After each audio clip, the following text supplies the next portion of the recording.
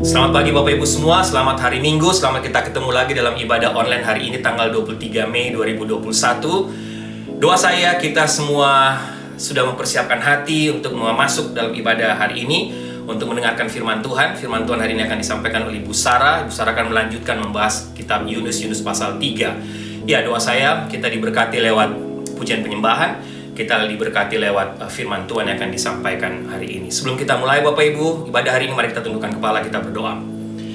Tuhan, kami bersyukur, terima kasih karena Tuhan Tuhan melindungi, menjaga, menyertai kami semua sampai hari ini.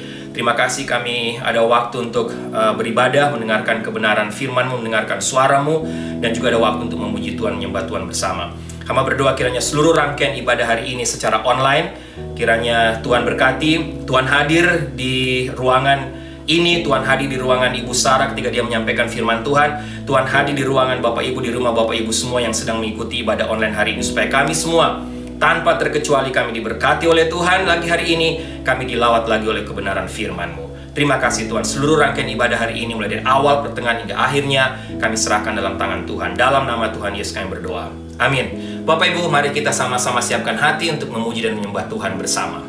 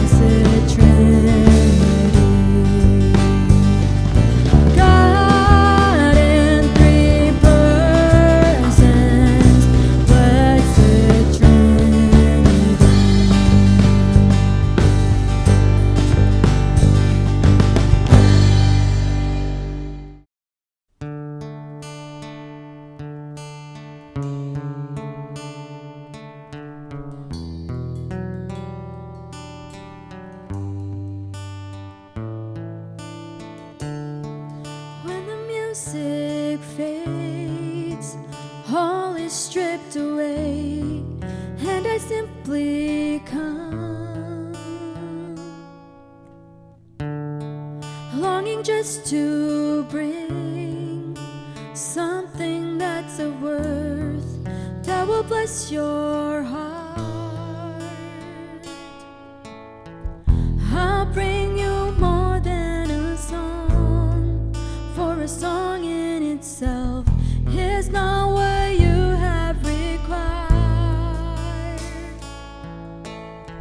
You search much deeper within appear. You're looking into my heart. I'm coming back to the heart of worship, and it's all about you. It's all about you, Jesus. I'm sorry, Lord, for the thing I've made it. When it's all about you, it's all about you, Jesus.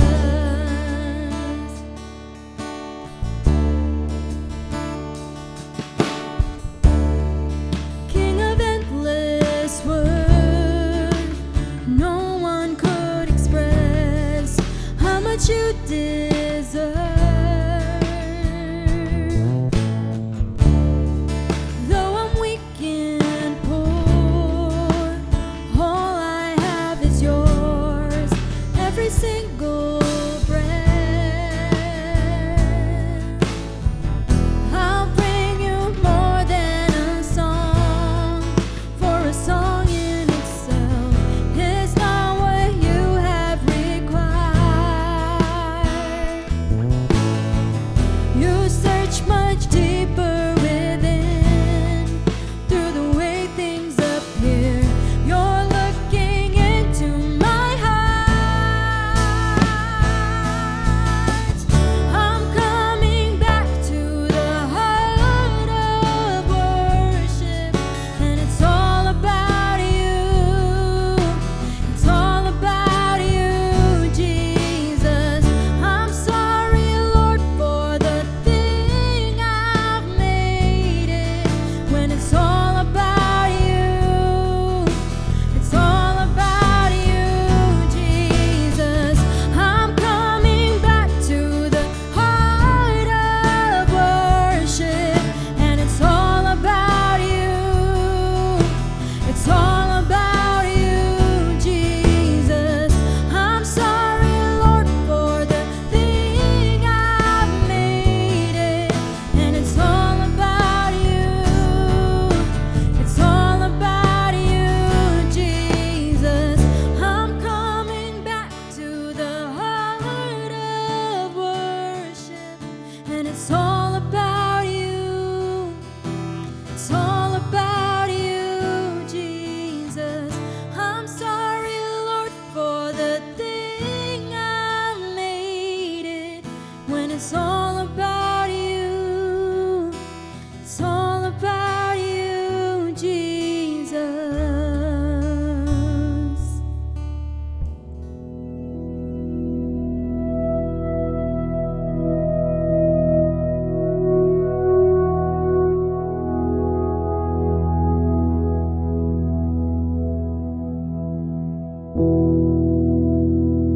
Salam Bapak Ibu semua, kita sampai kepada minggu keempat bulan Mei, tanggal 23 Mei 2021, dan hari ini tema firman Tuhan tentang revival terbesar, Yunus pasal 3 ayat 1-10.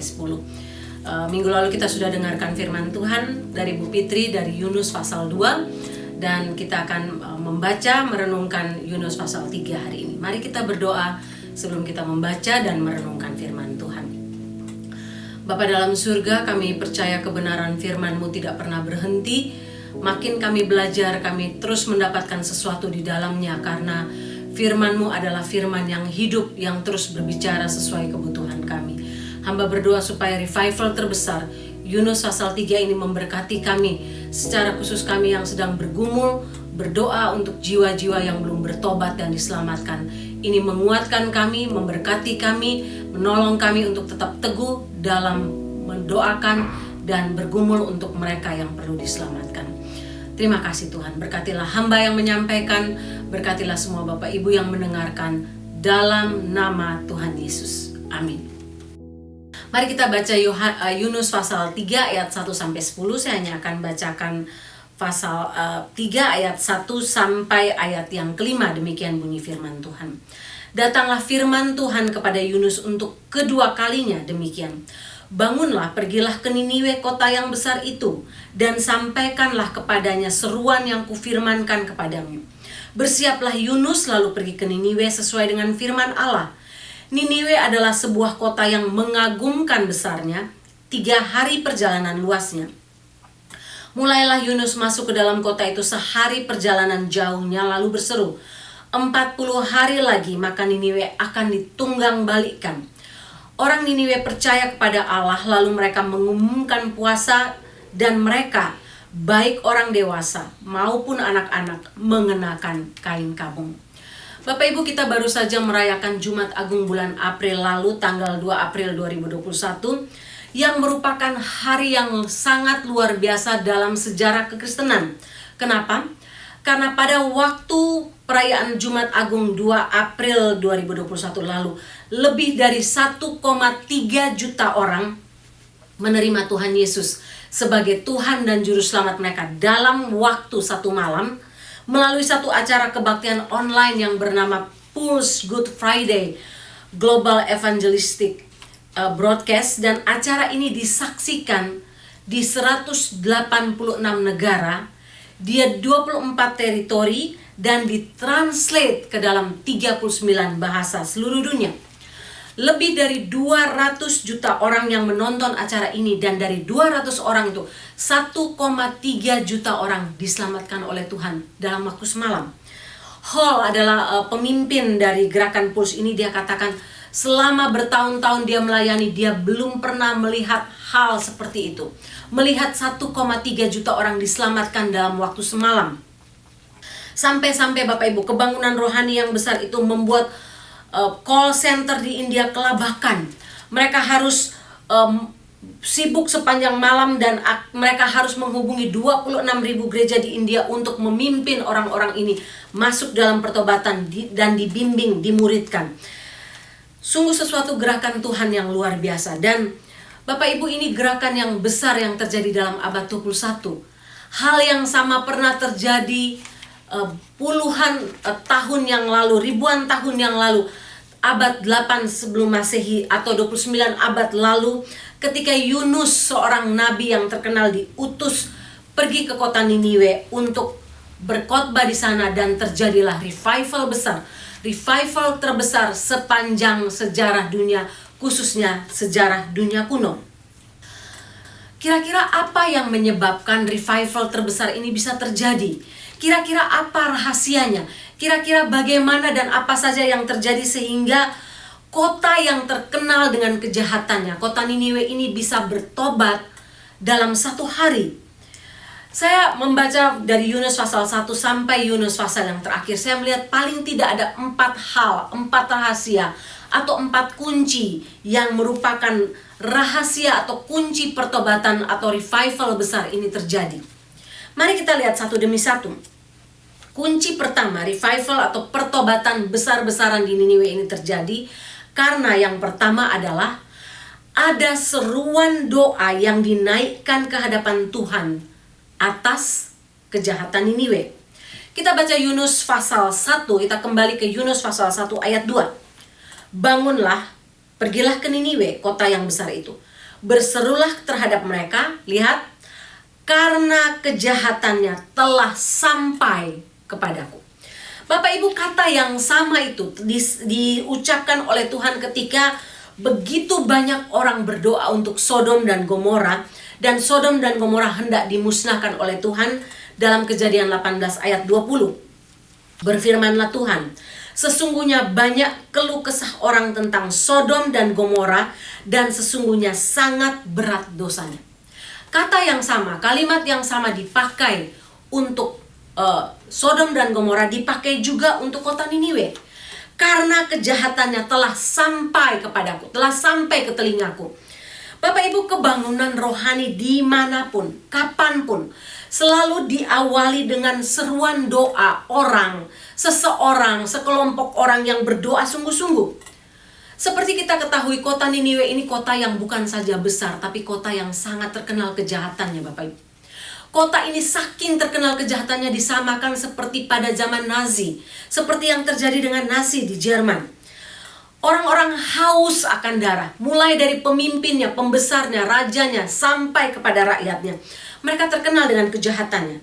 Mereka haus akan darah, mereka benar-benar violent, kriminal di mana-mana, dan semuanya dianggap normal. Pembunuhan bayi yang diserahkan sebagai korban bakaran, korban kepada para dewa, merupakan hal yang biasa. Pembunuhan antar sama merupakan hal yang biasa juga. Pemerkosaan, dosa homoseksual, kekerasan dalam keluarga, terhadap kaum yang lemah, terhadap orang tua, terhadap anak-anak, semuanya merupakan hal yang normal. Dan tidak ada yang menganggap itu sebagai kejahatan. Karena apa? Mereka tidak percaya kepada Allah Yahweh. Mereka percaya kepada dewa-dewa asing, khususnya dewa Ishtar. Dan itu sesuatu yang dianggap sebagai hal yang normal. Itulah sebabnya Bapak Ibu, bangsa Israel sangat membenci orang Niniwe. Mereka sangat tidak suka terhadap orang Niniwe karena kejahatan orang-orang Niniwe ini. Pada waktu Yunus melayani, bangsa Israel sedang dalam keadaan aman secara spiritual, secara ekonomi, secara keamanan, secara banyak hal. Sehingga mendengar kejahatan Niniwe mereka muak. Karena itulah mereka berdoa supaya Tuhan memberikan penghukuman bagi Niniwe, supaya Niniwe bertobat. Intinya bukan sekedar pertobatan mereka. Intinya supaya Tuhan Allah Yahweh yang mereka sembah itu memberikan penghukuman sebesar-besarnya atas kejahatan Niniwe. Bapak Ibu, itulah yang terjadi dengan Sodom dan Gomora juga. Walaupun bedanya, Sodom dan Gomora tidak mengalami pertobatan. Hanya 4-5 orang yang diselamatkan oleh Tuhan pada waktu itu. Tapi Niniwe mengalami pertobatan. Bahkan saking besarnya pertobatan di Niniwe ini karena seruan doa orang, Tuhan Yesus mengutipnya dalam Matius 12 ayat 41 yang Tuhan Yesus katakan, pada waktu penghakiman, orang-orang Niniwe akan bangkit bersama angkatan ini dan menghukumnya juga.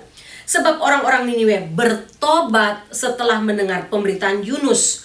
Dan sesungguhnya yang ada di sini jauh lebih daripada Yunus. Bapak Ibu lihat, Tuhan Yesus pun mengutip apa yang terjadi, pertobatan besar yang terjadi di Niniwe. Saking mereka tidak saja bertobat besar, tapi saking jahatnya kota itu. Apa yang kita belajar dari bagian pertama ini? Banyak kali kita berpikir kalau kita punya pergumulan, kita punya masalah, khususnya kita sedang mendoakan seseorang supaya orang itu bertobat, mendoakan satu negara, satu bangsa, satu kota. Kita selalu berpikir bahwa doa adalah bagian terakhir. Kita mulai mencari jalan keluar lain, mencari bagaimana caranya, memikirkan trik, memikirkan jalan keluar yang sifatnya semua memakai akal budi manusia. Sesudah kita putus asa, sesudah kita tidak punya jalan keluar, sesudah semua jalan manusia kita tempuh menjadi lumpuh, barulah kita katakan, oh ya sudah, dibawa saja dalam doa, didoakan saja.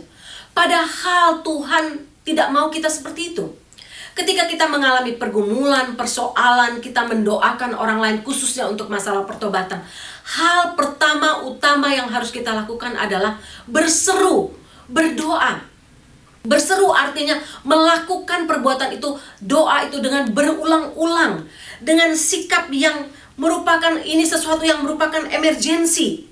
Berulang-ulang menyerukan kepada Tuhan sehingga Tuhan mendengarkan doa kita. Telinga Tuhan mendengar semua seru doa kita. Seruan orang banyak telah sampai ke telingaku, itu kata Tuhan.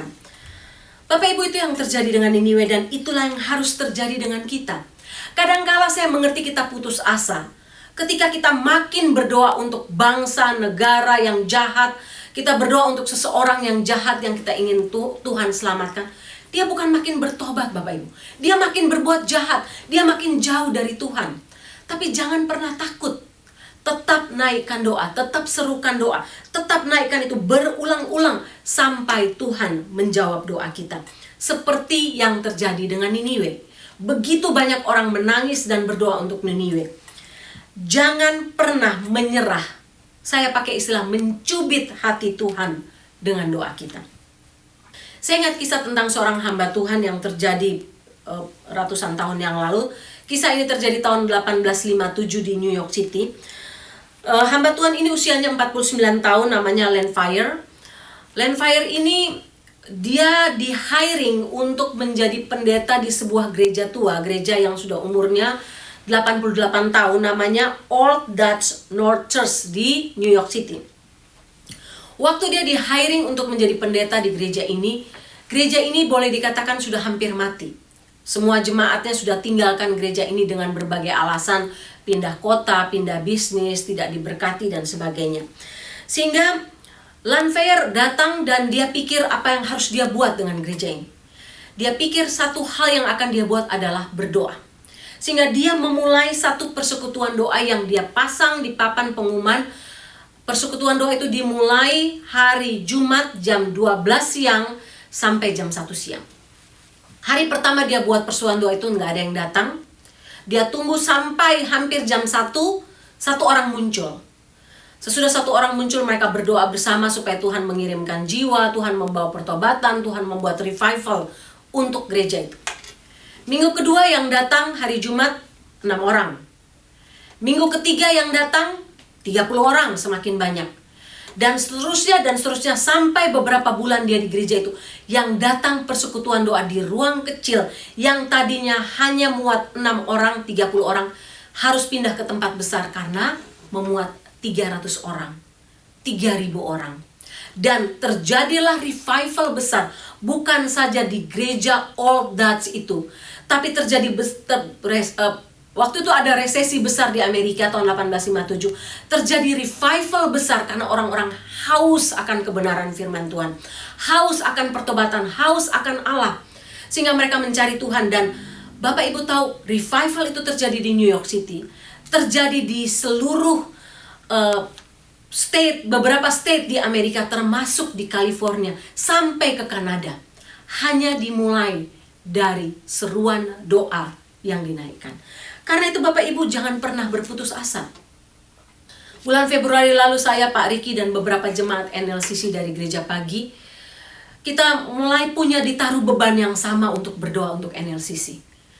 Tiap hari Senin kami datang berdoa, hanya 1 jam berdoa untuk neighbor, berdoa untuk gereja ini, supaya Tuhan buat revival untuk gereja ini. Tiap kali datang kadang-kadang pikir, apa yang kita lakukan ini berguna atau tidak. Sampai 2 minggu lalu, 3 minggu lalu, dan minggu kemarin kita baru dengar bahwa beberapa neighbor datang dan mereka bersaksi bahwa Tuhan menggerakkan hati mereka untuk datang, beribadah di sini, berbakti di sini, sesudah menjadi neighbor bertahun-tahun dengan gereja kita. Bapak Ibu lihat, jangan pernah putus asa dan jangan pernah menganggap enteng seruan doa kita untuk pertobatan, untuk revival. Tetap berharap karena seruan doa kita selalu menjadi langkah awal revival, langkah awal pertobatan. Langkah seruan doa ini tidak dapat dilompati karena merupakan kebutuhan pertama dan terutama untuk terjadinya pertobatan jiwa, untuk terjadinya revival. Revival, pertobatan, kebangunan rohani tidak dapat terjadi tanpa doa. Rahasia kedua, kunci kedua. Kunci kedua adalah pertobatan Yunus yang diikuti dengan ketaatannya terhadap panggilan Tuhan. Bapak Ibu, Yunus bukan saja bertobat ketika dia berusaha lari dari panggilan Tuhan, tapi akhirnya dia taat terhadap perintah Tuhan untuk pergi ke Niniwe. Yunus pasal 3 ayat 1 katakan, datanglah firman Tuhan kepada Yunus untuk kedua kalinya. Bangunlah, pergilah ke Niniwe, kota yang besar itu. Sampaikanlah kepadanya seruan yang kufirmankan kepadamu. Ayat 3. Bersiaplah Yunus, lalu pergi ke Niniwe sesuai dengan perintah firman Allah. Bapak Ibu, Yunus lari dari panggilan Tuhan pertama kali ketika dia diutus ke Niniwe. Tapi Tuhan tidak membiarkan Yunus lari begitu saja dari panggilan Tuhan untuk berkhotbah di Niniwe. Tuhan bisa memakai hamba Tuhan lain, bisa memakai nabi lain, tapi tidak, Tuhan ingin memakai Yunus karena dia ingin mengubah Yunus. Dia ingin Yunus lebih dahulu bertobat sebelum dia menobatkan Niniwe. Yunus sebagai hamba Tuhan harus bertobat lebih dahulu sebelum Niniwe diselamatkan dan ditobatkan oleh Tuhan. Karena itu ada 7 mujizat yang terjadi sebelum Yunus mengalami pertobatan yang real, pertobatan yang sesungguhnya. Yang pertama, Tuhan mengirimkan angin ribut, Yunus 1 ayat 4. Dia mengatur undian sehingga Yunuslah yang kena undian itu, Yunus 1 ayat 7. Dia menenangkan air laut yang bergelora dengan tiba-tiba, Yunus 1 ayat 15. Dia mengatur sehingga ikan besar menelan Yunus, bukan datang dengan tiba-tiba, Yunus 1 ayat 17. Tuhan juga memelihara Yunus sehingga Yunus tetap hidup dalam perut ikan tidak dimakan, Yunus 2 ayat 6. Dan Tuhan membuat ikan itu membawa Yunus ke darat, bahkan memuntahkannya ke darat. Bapak Ibu, ini 7 mujizat yang dibuat oleh Tuhan sampai Yunus benar-benar bertobat. Setelah 7 mujizat ini Yunus sadar, Yunus bertobat. Lihatlah bahwa Allah Yahweh, Allah yang kita sembah, Tuhan yang disembah oleh Yunus bahkan oleh kita, adalah Allah yang selalu memberikan second chance. Tidak saja kepada orang biasa, tapi juga kepada para hamba Tuhan, kepada para hambanya, kepada para nabinya yang sering lari dari panggilan Tuhan. Hamba Tuhan tidak selalu sempurna, kadang-kadang dia gagal, dia lari dari panggilan Tuhan. Ada begitu banyak kisah dalam Alkitab yang kita lihat ketika seseorang yang benar-benar takut Tuhan gagal dan Tuhan memberikan second chance. Adam berdosa di Taman Eden, tapi Tuhan menutupi dosa dia. Musa membunuh seorang laki-laki Mesir, tapi Tuhan kemudian menugaskan dia untuk membawa Israel keluar dari tanah Mesir. Elia depresi, bahkan dia berkatakan, aku akan berhenti melayani. Dia mengeluh kepada Tuhan tentang beratnya beban dia, tapi Tuhan kemudian memperbaharui dia dan menugaskan dia kembali. Petrus menyangkal Tuhan, tapi Tuhan memakai dia secara luar biasa, memulihkannya pada hari Pentakosta. Markus meninggalkan tim misi di Pamfilia, namun Tuhan bergerak kepadanya, membuat dia bertobat sehingga dia menulis Injil kedua. Daud gagal dalam kehidupan rumah tangganya dengan dosa persinahan, tapi Daud kemudian bertobat dan Mazmur 51 menjadi mazmur yang menjadi banyak berkat untuk banyak orang. Bapak Ibu, dalam hidup kita sebagai hamba Tuhan, sebagai orang Kristen, banyak kali kita gagal, banyak kali kita lari dari panggilan Tuhan, banyak kali kita diberikan kesempatan dan kita berusaha untuk meninggalkan Tuhan karena berbagai alasan. Tapi ingat, Tuhan selalu memberikan kita second chance karena dia Allah yang selalu memberikan kasih-Nya dan second chance untuk kita. Asal kita mau bertobat, kembali kepada Tuhan. Kadangkala Tuhan menutup jalan berkat untuk kita. Kadangkala dia memukul kita. Dia menutup jalan yang kita anggap baik supaya kita kembali. Revival tidak dapat terjadi tanpa pertobatan dari seorang hamba Tuhan, dari seorang pemimpin lebih dahulu. Entahkah itu pemimpin gereja, entahkah itu pemimpin rumah tangga, ayah, ibu, entahkah itu pemimpin perusahaan, pemimpin bangsa, pemimpin negara. Biasanya Tuhan memulai revivalnya bukan saja dengan doa, tapi pertobatan hamba Tuhan, pertobatan kepala, pertobatan ayah, pertobatan ibu, pertobatan kepala negara dan sebagainya. Sehingga untuk orang tua yang sedang bergumul untuk anak-anaknya, ingat, mungkin Tuhan mau kitalah yang lebih dulu bertobat. Mungkin Mazmur pasal 139 ayat 23-24, doa Daud harus menjadi doa kita. Ketika kita minta, selidiki aku, kenal hatiku, ujilah aku, apakah jalanku serong, tuntunlah aku di jalan yang kekal. Mungkin kita harus berdoa seperti itu. Tuhan, ubah aku dulu sebelum Tuhan mengubah keluargaku, anak-anakku. Bapak Ibu, tiap hari dapat menjadi hari terakhir hidup kita.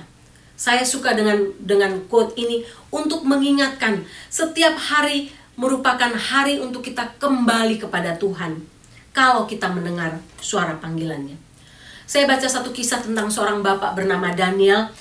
Dia selalu komplain tentang anak-anaknya, tentang istrinya. Anaknya nggak punya waktu, istrinya nggak punya waktu. Dia selalu merasa sendiri. Mereka semua sibuk di kamar mereka masing-masing, sibuk dengan urusan mereka masing-masing.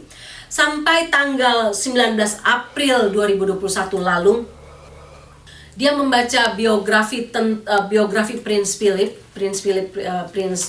suami dari Queen Elizabeth yang meninggal tanggal 19 April lalu. Dalam biografi itu sangat menarik, dikisahkan tentang satu interview yang dilakukan terhadap Prince Philip. Ditanya, apa komplain kamu tentang Queen Elizabeth? Dia bilang, nggak ada, hanya satu. Dia tidak pernah off dari cellphone-nya.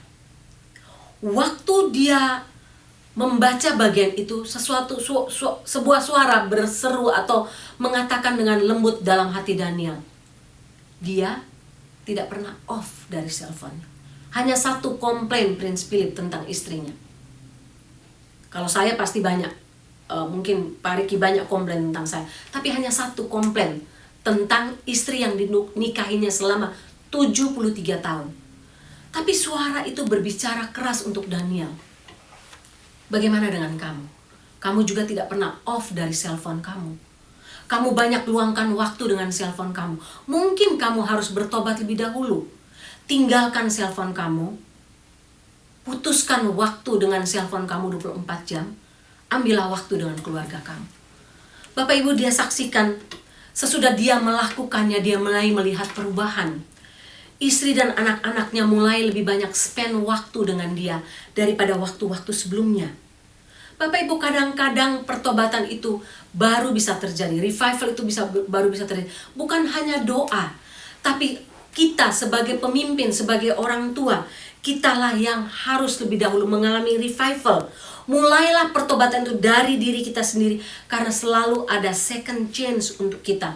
Asal kita mau lembut hati untuk mendengarkan suara teguran Tuhan. Yang ketiga, bukan saja pertobatan seorang hamba Tuhan, pertobatan seorang pemimpin, ketaatan seorang pemimpin, tapi yang penting adalah dalam hal Niwe, khotbah Yunus.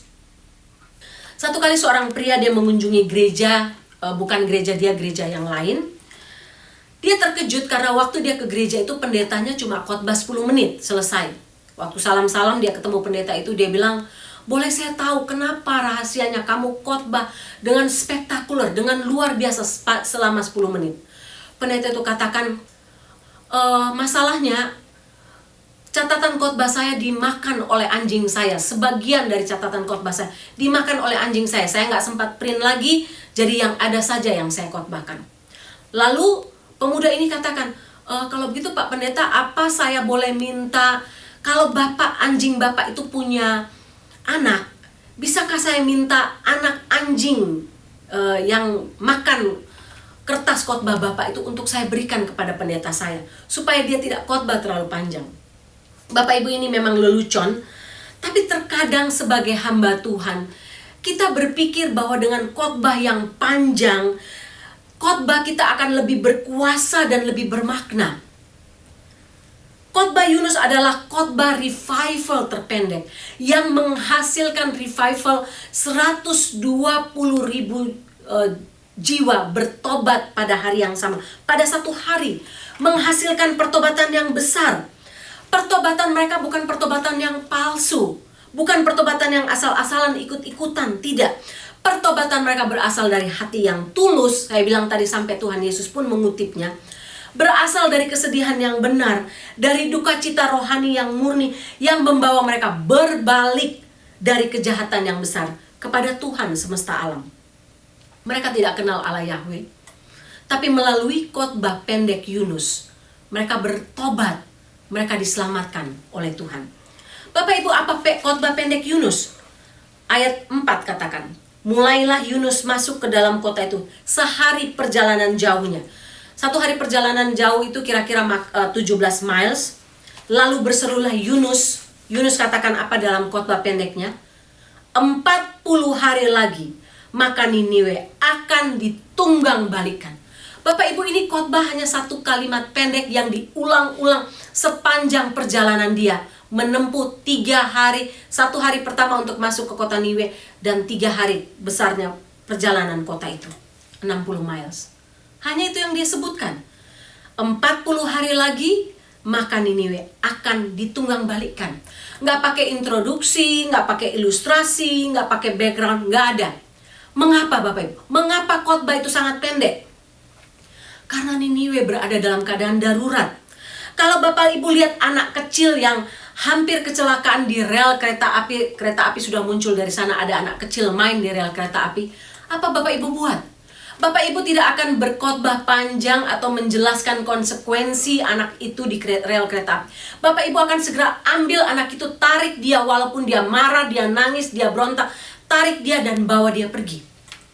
Kira-kira seperti itulah gambaran khotbah Yunus yang sangat pendek.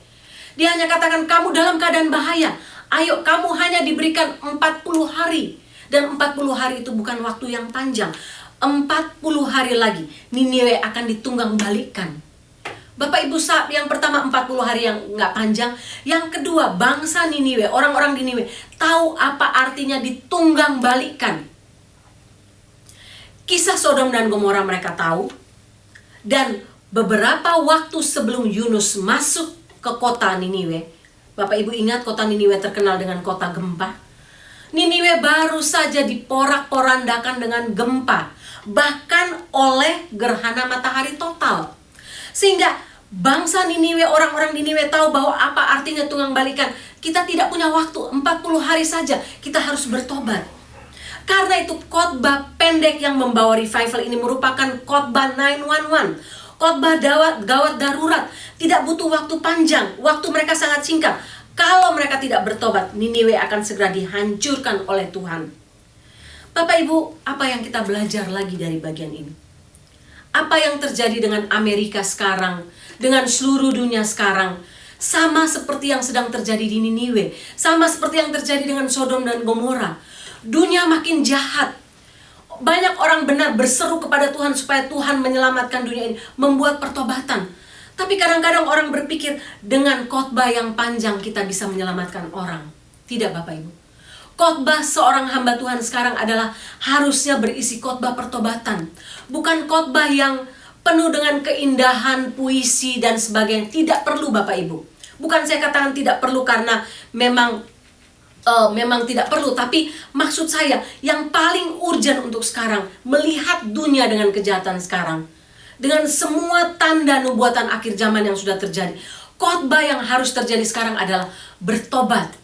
Kerajaan surga sudah dekat. Bertobat, Tuhan Yesus sudah mau kembali. Bertobat karena waktunya tidak akan lama lagi.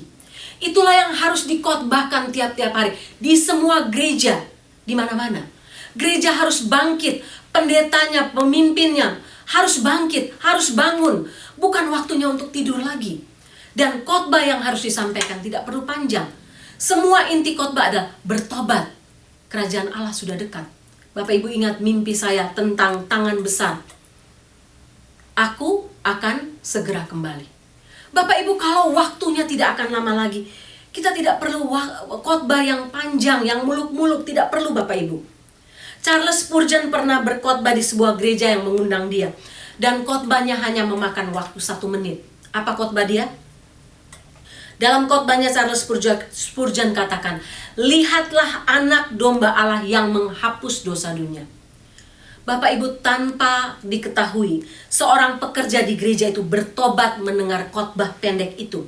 Bertahun-tahun dia kemudian bersaksi kepada Charles Spurgeon. Dia katakan bahwa hidupnya bisa berubah dan bisa punya impact besar bagi dunia ini karena khotbah terpendek itu. Lihatlah anak domba Allah yang menghapus dosa dunia. Bapak Ibu, 3 hal tadi merupakan kunci kegerakan rohani, kunci revival, kunci pertobatan. Tapi bagian yang keempat bagi saya merupakan hal yang paling penting di atas segala-galanya. Apa itu? Pekerjaan Allah yang adalah Allah pengasih. Dia adalah Allah pengasih yang selalu memberikan second chance, kesempatan kedua terhadap orang sejahat, sebejat, se-violent apapun. Asalkan orang itu mau bertobat, Allah akan memberikan pengampunannya. Ayat 10. Ketika Allah melihat perbuatan mereka itu, yakni bagaimana mereka berbalik dari tingkah lakunya yang jahat, maka apa? Menyesallah Allah karena malapetaka yang telah dirancangkannya terhadap mereka, dan ia pun tidak jadi melakukannya. Bapak Ibu, dalam bagian Yunus 3 ini ada 3 pertobatan terjadi. Pertobatan Yunus sebagai seorang hamba Tuhan, pertobatan Niniwe sebagai bangsa yang jahat, dan hati Allah yang berbalik dari murkanya yang besar berubah menjadi kasih. Dari hukuman, rancangan penghukumannya berubah menjadi pengampunan. Penduduk Niniwe terkenal karena kejahatan yang luar biasa. Tapi ketika hati mereka bertobat, duka cita rohani besar terjadi di atas hidup mereka. Allah menyesal atas malapetaka yang telah dirancangkan bagi kota Niniwe. Bapak Ibu lihat, kota Niniwe diselamatkan bukan karena kelayakan mereka, Sama sekali tidak. Mereka dikenal sebagai kota yang sangat jahat, penduduk yang sangat jahat. Kalau melihat kelayakan mereka, tidak punya sama sekali, tidak layak sama sekali, sangat jahat. Tapi kasih Allah yang besar menutupi kejahatan mereka yang besar juga. Pertobatan Niniwe juga tidak terjadi karena kemampuan Yunus dalam berkhotbah. Tidak, sama sekali tidak. Semua orang bisa berkhotbah seperti Yunus. 40 hari lagi Niniwe akan ditunggang-balikan. Khotbah terpendek di dunia. Tapi pertobatan itu terjadi karena Allah yang penuh kasih itu memberkati ketaatan Yunus, membawa Yunus kembali bertobat, memberkati khotbah pendeknya. Ada kuasa, ada urapan dalam khotbah pendek itu, sehingga Allah sendirilah yang pada akhirnya mengubah hati orang-orang di Niniwe untuk bertobat, untuk berbalik, untuk diselamatkan. Bapak Ibu, sebagai hamba Tuhan, saya belajar ketika seseorang bertobat dalam pelayanan saya, ketika mereka dilayani, bukan karena saya, bukan karena kehebatan saya, bukan karena kelayakan orang tersebut, sama sekali tidak.